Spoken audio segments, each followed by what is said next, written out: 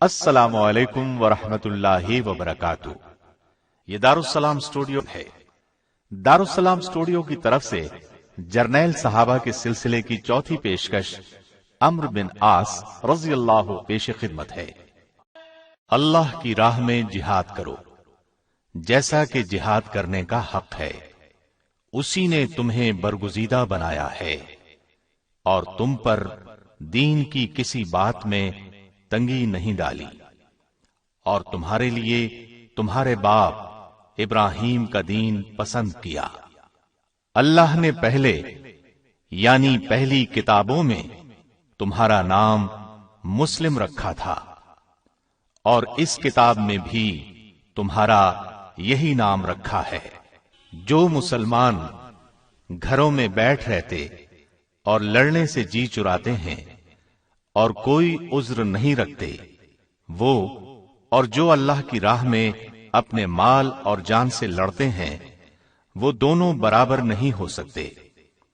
اللہ نے مال اور جان سے جہاد کرنے والوں کو بیٹھ رہنے والوں پر درجے میں فضیلت بخشی ہے، اور گو نیک وعدہ سب سے ہے، لیکن اجر عظیم کے لحاظ سے اللہ نے جہاد کرنے والوں کو بیٹھ رہنے والوں پر فضیلت بخشی ہے۔ دائیں طرف سے ایک گھڑ سوار چلا آ رہا ہے، دو سوار بائیں طرف سے آتے دکھائی دیتے ہیں، تینوں کا رخ ایک ہی سمت میں ہے، شاید ان تینوں کی منزل ایک ہے، اور پھر تینوں ایک دوسرے کے نزدیک آ کر رک جاتے ہیں۔ چند لمحے تک وہ ایک دوسرے کو دیکھتے ہیں، پھر ان کے درمیان اس طرح گفتگو شروع ہوتی ہے۔ عمرو بن عاص نے پوچھا، خالد بن ولید، یہ آپ ہیں؟ خالد بن ولید نے جواب دیا، میرے دوست عمرو بن عاص، میں کیا دیکھ رہا ہوں کہ آپ تنہا ہیں اور آپ کا رخ مکے کی طرف بھی نہیں، آپ کا کہاں جانے کا ارادہ ہے؟ عمرو بن عاص نے جواب دیا، اے خالد، میں اسلام قبول کرنے جا رہا ہوں، میں رسول اللہ صلی اللہ علیہ وسلم کے قدموں میں جگہ پانے کی غرض سے یہ سفر کر رہا ہوں، آپ اپنی سنائیں، آپ کا کیا ارادہ ہے؟ میں آپ کے ساتھ عثمان بن طلحہ کو بھی دیکھ رہا ہوں۔ اس پر خالد بن ولید نے جواب دیا، تب تو ہماری منزل ایک ہے، کافی مدت سے میرے جذبات بھی یہی چلے آ رہے ہیں، اب میں رہ نہیں سکتا، اسلام کے حلقے میں شامل ہو کر رہوں گا۔ عمرو بن عاص یہ سن کر بہت خوش ہوئے اور بولے، آئیے پھر ہم اکٹھے ہی چلتے ہیں۔ اس طرح عمرو بن عاص، خالد بن ولید اور عثمان بن طلحہ نبی صلی اللہ علیہ وسلم کی خدمت میں حاضر ہوئے اور اسلام کی دولت سے مالا مال ہو گئے۔ یہ ماہ صفر سن 8 ہجری کا واقعہ ہے۔ ان کے اسلام لانے پر نبی کریم صلی اللہ علیہ وسلم نے فرمایا، آج مکے نے اپنے جگر گوشے ہماری طرف پھینک دیے ہیں۔ عمرو بن عاص فتح مکہ سے 6 ماہ پہلے ایمان لائے۔ آپ کے بارے میں سیدنا عمر رضی اللہ عنہ نے یہ الفاظ فرمائے، اے عمرو، جب میں آپ کی عقل و دانش اور فہم و فراست کو دیکھتا ہوں تو میرے دل میں خیال آتا ہے کہ آپ کو تو سب سے پہلے اسلام قبول کرنا چاہیے تھا۔ اس پر انہوں نے جواب دیا، اے عمر، انسانوں کے دل اس ذات کے قبضے میں ہیں جس نے ہمیں پیدا کیا۔ اس طرح کی سعادت اس وقت نصیب ہوتی ہے جب اللہ کو منظور ہو، اس میں انسان کی عقل کو کوئی دخل نہیں۔ اب بھی یہ سعادت نصیب ہوئی تو میں اپنے لیے اسے خوش قسمتی سمجھتا ہوں، اور میں اس وقت کو اپنی زندگی کا سرمایہ خیال کرتا ہوں جب میں نے اسلام قبول کیا تھا تو نبی صلی اللہ علیہ وسلم مسکرا رہے تھے۔ میرے لیے اس سے بڑھ کر خوشی کی بات کیا ہوگی کہ میرے اسلام لانے پر نبی صلی اللہ علیہ وسلم کے چہرے پر مسکراہٹ آ گئی۔ نبی صلی اللہ علیہ وسلم نے مجھے اپنی شفقت کے سائے میں جگہ دی، میرے سابقہ گناہوں کی معافی کی خوشخبری مجھے سنائی۔ اسلام کے قبول کرنے کے تھوڑا ہی عرصہ بعد عمرو بن عاص رضی اللہ عنہ کو ذات السلاسل کی لڑائی کے لیے لشکر کا امیر مقرر کیا گیا، جبکہ اس لڑائی میں ابو بکر صدیق، عمر بن خطاب اور ابو عبیدہ بن جراح رضی اللہ عنہم جیسے بڑے بڑے صحابہ شامل تھے، اور اس کے بعد بھی بہت سی خطرناک مہمات میں آپ نے قیادت کی۔ انہیں یہ اعزاز ان کی عقل و دانش، فہم و فراست، جرت اور سیاسی بصیرت کی بنا پر ملا۔ ان کا شمار عرب کے 4 مشہور قائدین میں ہوتا ہے۔ ان چاروں کی صلاحیتوں کا لوہا مانا گیا ہے۔ ان چاروں کے نام یہ ہیں: معاویہ بن ابی سفیان، مغیرہ بن شعبہ، زیاد بن ربیہ اور عمرو بن عاص رضی اللہ عنہم۔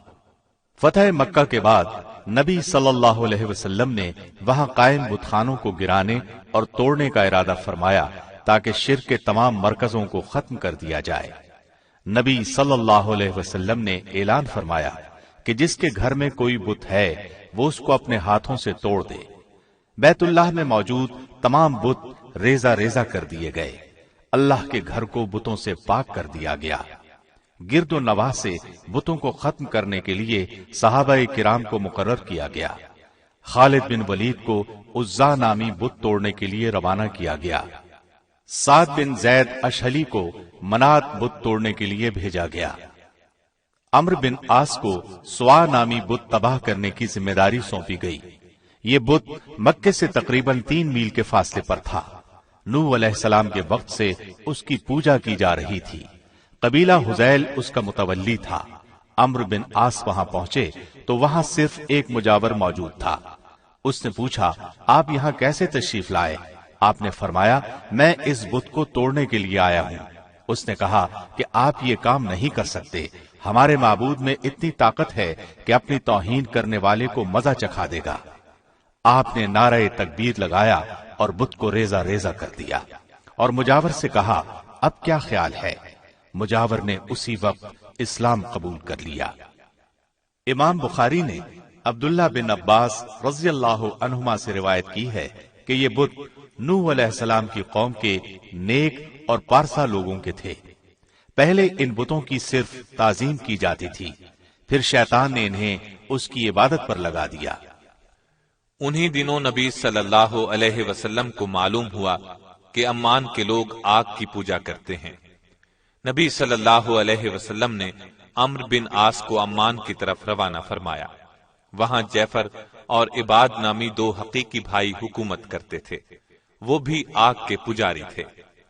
نبی صلی اللہ علیہ وسلم نے ان دونوں بھائیوں کے نام خط لکھ کر عمرو بن عاص کو روانہ فرمایا۔ اس خط میں اسلام کی دعوت دی گئی تھی۔ عمرو بن عاص تنہا وہاں پہنچے۔ آپ نے وہاں پہنچ کر غور و فکر اور تدبر سے کام لیا۔ چھوٹے بھائی سے ملاقات کی، وہ نسبتاً نرم دل تھا۔ آپ نے اسے نبی صلی اللہ علیہ وسلم کا خط دیا۔ اس خط نے اس کے دل میں بہت اثر کیا۔ دوسرا بھائی سخت مزاج اور ضدی تھا، لیکن آخر نبی صلی اللہ علیہ وسلم کے خط نے اس کے دل پر بھی اثر کیا۔ عمرو بن عاص کی بے خوفی اور مستقل مزاجی نے بھی کام دکھایا، وہ نرم ہو گیا۔ اس طرح دونوں بھائی مسلمان ہو گئے اور ان کی رعایا نے بھی اسلام قبول کر لیا۔ اس طرح پورا ملک مسلمان ہو گیا۔ نبی صلی اللہ علیہ وسلم کو یہ خبر سن کر بہت خوشی ہوئی۔ آپ نے عمرو بن عاص رضی اللہ عنہ کو ان لوگوں کی دینی تعلیم و تربیت کے لیے مقرر فرمایا۔ عمرو بن عاص وہاں 2 سال تک رہے۔ اس سے پہلے ان سے ایک اور اہم کام لیا گیا۔ مدینے سے 300 میل کے فاصلے پر ذات القرا نامی ایک وادی تھی۔ اس آبادی میں قبیلہ قزاع آباد تھا۔ اس قبیلے نے مدینے پر حملہ آور ہونے کا ارادہ کیا۔ نبی صلی اللہ علیہ وسلم کو یہ خبر ملی تو آپ نے عمرو بن عاص کی قیادت میں لشکر روانہ کیا تاکہ دشمن کو وہیں روک لیا جائے۔ عمرو بن عاص اسلامی لشکر کو لیے جمادی الثانی 8 ہجری کو اس وادی کے ایک چشمے تک پہنچ گئے۔ اس چشمے کا نام سلاسل تھا۔ آپ نے وہیں پڑاؤ ڈال دیا۔ اس وقت انہیں معلوم ہوا کہ دشمن کی تعداد ان کے مقابلے میں کہیں زیادہ ہے۔ ان کے پاس 300 مجاہد تھے اور صرف 3 گھوڑے تھے۔ آپ نے عرفہ بن لیس رضی اللہ عنہ کو مدینے روانہ کیا۔ آپ سے کمک کی درخواست کی، میدان جنگ کی صورتحال سے آگاہ کیا۔ نبی صلی اللہ علیہ وسلم نے ابو عبیدہ بن جراح کی قیادت میں 200 مجاہدین اور روانہ فرمائے۔ ان مجاہدین میں ابو بکر صدیق رضی اللہ عنہ اور عمر بن خطاب رضی اللہ عنہ بھی شامل تھے۔ یہ لشکر سلاسل کے مقام پر پہنچا تو سوال پیدا ہوا کہ لشکر کی قیادت کون کرے گا؟ عمرو بن عاص رضی اللہ عنہ نے کہا کہ لشکر کے سالار وہ ہیں، جبکہ ابو عبیدہ بن جراح نے کہا کہ لشکر کے سالار وہ ہیں۔ لیکن پھر ابو عبیدہ بن جراح نے عمرو بن عاص کی قیادت منظور کر لی، اس لیے کہ نبی صلی اللہ علیہ وسلم نے رخصت کرتے وقت فرمایا تھا کہ آپس کے جھگڑے سے بچنا۔ آخر عمرو بن عاص رضی اللہ عنہ نے اپنے لشکر کے ساتھ قبیلہ قزاع پر حملہ کیا۔ حملہ بہت زوردار اور اچانک تھا، انہوں نے دشمن کو سنبھلنے نہ دیا۔ بہت سے دشمن میدان میں مارے گئے، باقی بھاگ نکلے۔ اس موقع پر عمرو بن عاص رضی اللہ عنہ نے لشکر کو حکم دیا، خبردار کوئی مجاہد بھاگتے دشمن کا تعاقب نہ کرے۔ ان دنوں سردی بھی بہت شدید تھی۔ عمرو بن عاص رضی اللہ عنہ نے ایک اور حکم دیا تھا، خبردار مجاہدین تاپنے کے لیے آگ ہرگز نہ جلائیں۔ یہ دونوں حکم مجاہدین کو عجیب لگے۔ عمر رضی اللہ عنہ کو تو غصہ آ گیا، پکار اٹھے، یہ کیسی پابندیاں ہیں؟ اس پر ابو بکر صدیق نے فرمایا، اے عمر صبر کرو، نبی صلی اللہ علیہ وسلم نے یوں ہی عمرو بن عاص کو لشکر کا امیر مقرر نہیں فرما دیا، کوئی خوبی دیکھ کر ہی یہ اعزاز انہیں عطا کیا گیا ہے۔ مجاہدین نے امیر لشکر سے کہا بھی کہ انہیں تعاقب کی اجازت دی جائے تاکہ دشمن کا مکمل طور پر خاتمہ کر دیا جائے، لیکن آپ نے تعاقب کی قطعاً اجازت نہ دی۔ اسلام قبول کرنے کے بعد یہ پہلی جنگ تھی جس کی قیادت انہیں سونپی گئی تھی۔ عظیم الشان فتح حاصل کرنے کے بعد جب یہ واپس لوٹے تو نبی صلی اللہ علیہ وسلم کو جنگ کی تفصیل سنائی۔ آپ نے پیار بھرے لہجے میں دریافت فرمایا، اے عمرو، تم نے مجاہدین کو بھاگتے دشمن کا تعاقب کرنے سے کیوں روکا تھا؟ اس سوال کا جواب عمرو بن عاص رضی اللہ عنہ نے یہ دیا، اے اللہ کے رسول، مجھے یہ ڈر تھا مجاہدین تعاقب کرتے ہوئے دور نکل جائیں گے، یہاں تک کہ دشمن کے علاقے میں جا نکلیں گے۔ اس طرح چند قیمتی جانیں ضائع ہونے کا خدشہ تھا۔ ان کا یہ خیال بالکل درست تھا، اس لیے کہ کامیاب جرنیل اپنی فوج کے ایک ایک مجاہد کا خیال رکھتا ہے۔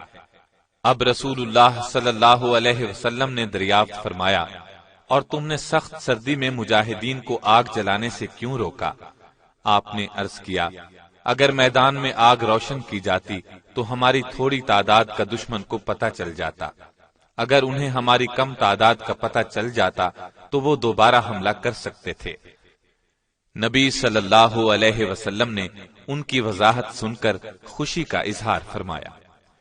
یوں آپ نے اسلام قبول کرنے کے بعد سونپی گئی پہلی ذمہ داری کا حق ادا کر دیا۔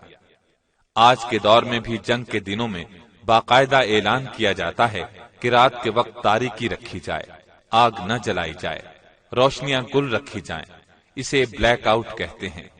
یہ اصول سیدنا عمرو بن عاص رضی اللہ عنہ نے شروع فرمایا تھا۔ اس فتح پر نبی صلی اللہ علیہ وسلم نے عمرو بن عاص سے فرمایا تھا، اے عمرو، نئی فتوحات کے لیے تیار ہو جاؤ۔ پھر رسول اللہ صلی اللہ علیہ وسلم نے وفات پائی تو ابو بکر رضی اللہ عنہ خلیفہ بنے۔ وہ وقت بہت نازک تھا، ہر طرف سے فتنوں نے سر اٹھا لیا تھا، بہت سے لوگ مرتد ہو گئے، کچھ نے زکوٰۃ دینے سے انکار کر دیا، کچھ نے نبوت کا جھوٹا دعویٰ کر دیا۔ ان تمام فتنوں پر قابو پانے کے لیے سیدنا ابو بکر صدیق نے 11 لشکر ترتیب دیے، 11 ہی جھنڈے بنائے، ہر لشکر کے امیر کو ایک جھنڈا دیا۔ فتنوں کو رفع کرنے کے لیے انہیں مختلف سمتوں میں روانہ فرمایا۔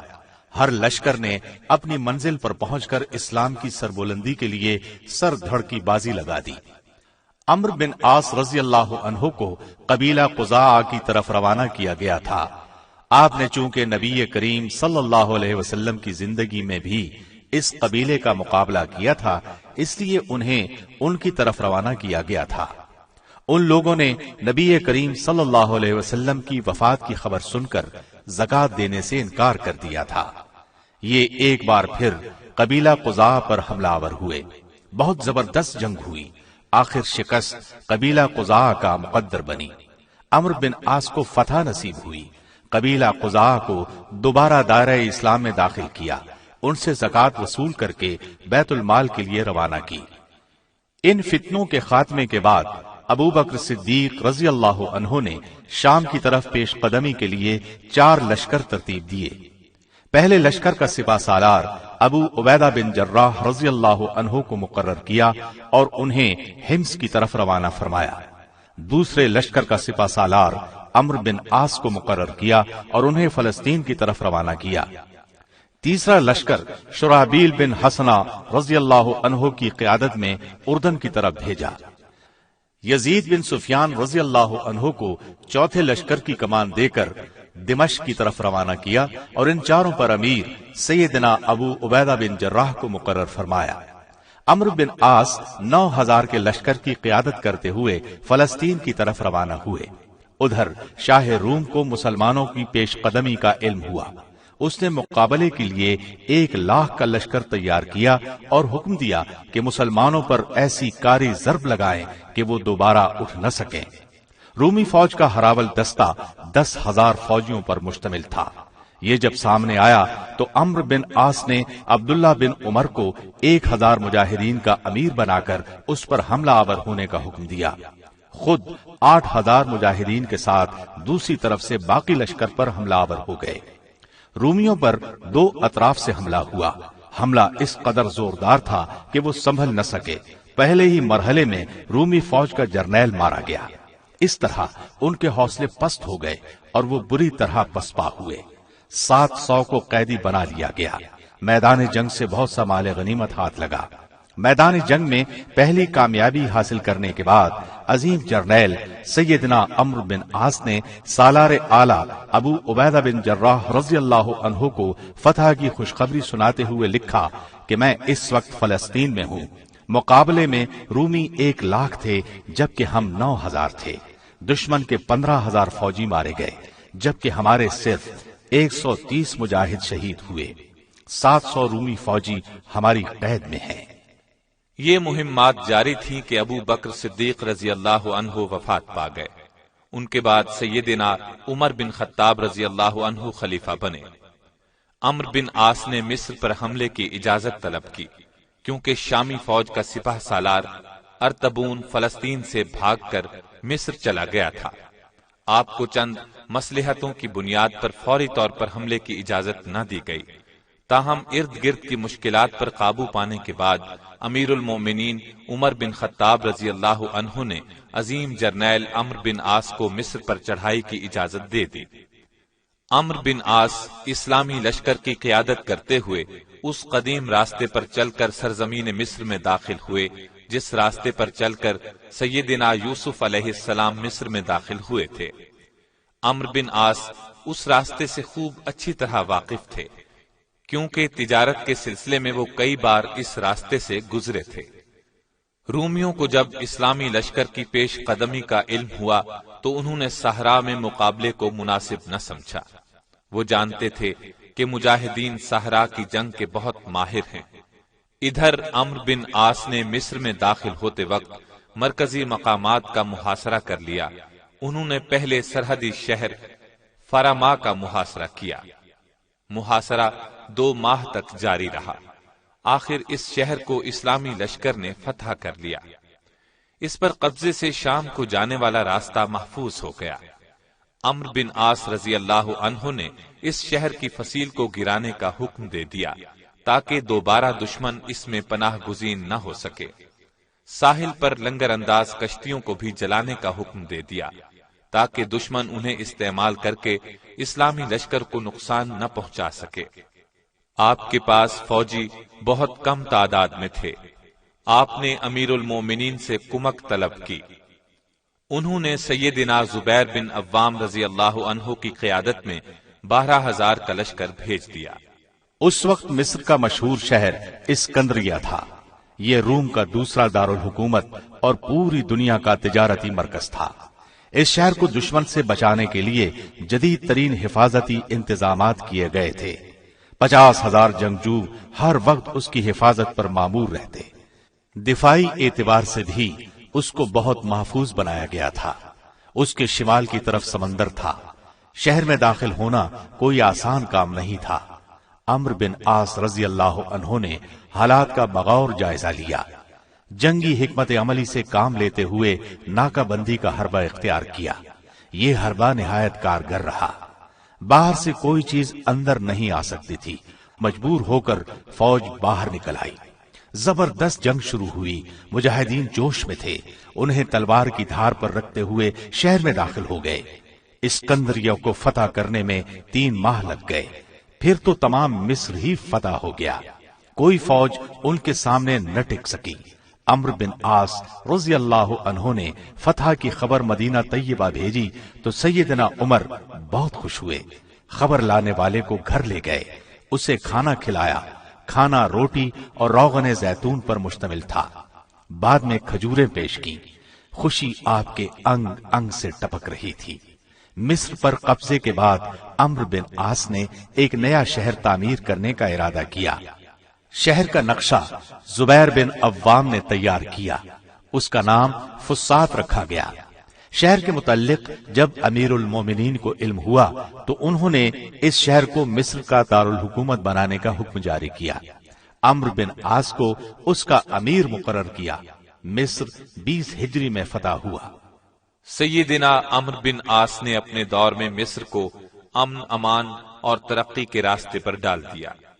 سیدنا عمر فاروق کی شہادت کے بعد سیدنا عثمان رضی اللہ عنہ خلیفہ بنے۔ آپ نے عمرو بن عاص کی جگہ عبداللہ بن سعد بن ابی سرحہ رضی اللہ عنہ کو گورنر مقرر کر دیا اور انہیں مدینے بلا لیا گیا۔ سیدنا عثمان نے فسادیوں کے خلاف ان سے مشورہ طلب کیا۔ آپ نے ان کے ساتھ سختی سے نپٹنے کا مشورہ دیا، لیکن عثمان رضی اللہ عنہ نے اپنی نرم طبیعت کی وجہ سے یہ مشورہ نہ مانا۔ سیدنا عثمان کی شہادت کے بعد سیدنا علی رضی اللہ عنہ خلیفہ بنے۔ اس وقت شام کے گورنر امیر معاویہ تھے۔ سیدنا عثمان کے قاتلوں کے مسئلے پر امیر معاویہ اور سیدنا علی میں کشمکش شروع ہو گئی۔ اس سلسلے میں امیر معاویہ نے عمرو بن عاص کو مشورے کے لیے شام بلا لیا۔ اس وقت آپ فلسطین میں تھے۔ انہوں نے پہلے اپنے 2 بیٹوں سے مشورہ کیا، پھر امیر معاویہ کے پاس چلے گئے۔ آپ نے امیر معاویہ کا بھرپور ساتھ دیا۔ انہوں نے بھی اپنے دور میں عمرو بن عاص رضی اللہ عنہ کو مصر کا امیر مقرر فرمایا۔ اس حالت میں آپ نے مصر میں انتقال فرمایا۔ سیدنا عمرو بن عاص عظیم جرنیل اور کامیاب سیاستدان تھے، جرأت اور شجاعت کا پیکر تھے۔ عراق، شام اور فلسطین میں تہلکہ مچا دینے والے سپہ سالار ثابت ہوئے۔ مصر میں حیرت انگیز کارنامے انجام دیے۔ فاتح مصر کہلائے۔ اپنی فوج کا ہر وقت خیال رکھتے۔ آپ ایک کامیاب سفیر بھی تھے۔ اپنی تقریر میں شاہی درباروں پر سناٹا طاری کر دیتے تھے۔ 43 ہجری میں عید الفطر کے دن انتقال فرمایا۔ انا للہ و انا الیہ راجعون۔ Thanks for watching. Don't forget to like, comment, share and subscribe to